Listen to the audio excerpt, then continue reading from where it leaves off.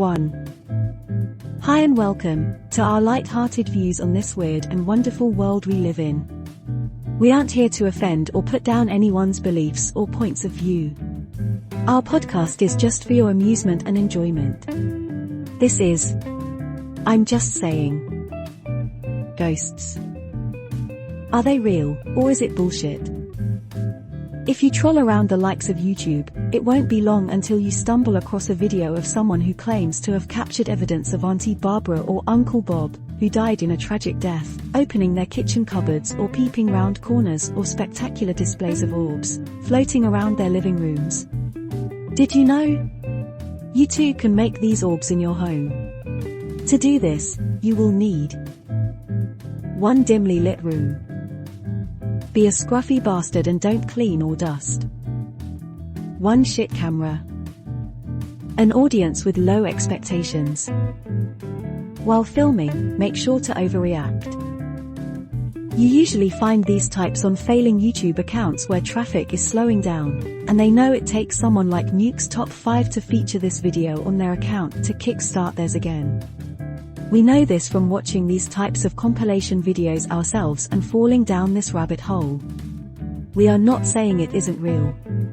We just think it seems a little bit iffy.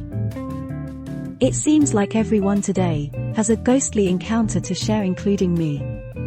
15 years ago, I stayed over at my dad's. I was sitting on the couch watching TV.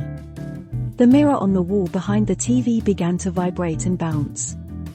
I instantly assumed my mate next door was getting busy, as it was the wall to his bedroom. But then, a shadow appeared from behind the mirror and moved slowly behind the TV and across the room, brushing against the curtains, causing them to move. This resulted in me shitting myself and rapidly jumping out the chair, out the house, and slamming the door behind me. Personally, I think this is the correct way to handle a situation like this. I then went to the safest place I knew. The pub. There I sat. I got drunk and went over my experience with anyone who would listen. Once I was drunk enough not to care if anything jumped out at me, I returned to my dad's and had a pretty great night's sleep. During my experience, I did not once think, shit, I need to get my phone out. My only thought was run. Unlike me, there are people who don't shit themselves and who have their phones out and ready to catch their experience. Some people even get together and sit in circles, holding hands, asking for them on the other side to show themselves, move something, and there's usually one crazy bastard who goes, use my body and speak through me. That's the one you really don't want to be sat next to.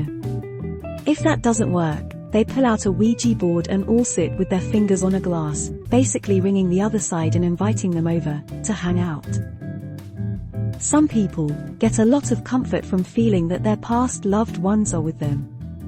Standing at the bottom of the bed, watching them as they sleep, or lingering in the hallway while they sit on the toilet having a shit.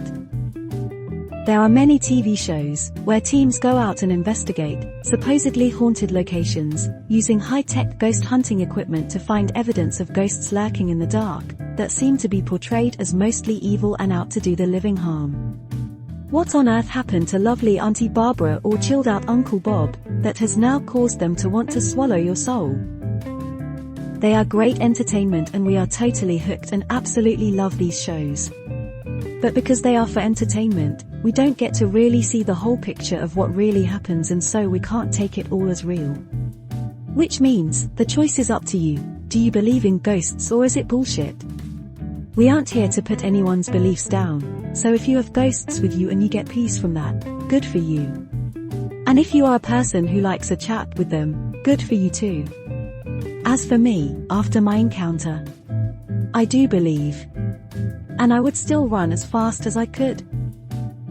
We hope you have enjoyed listening to part 1 of our podcast mini-series. Stay tuned for part 2, next week. I'm just saying, why does everything have to be positive?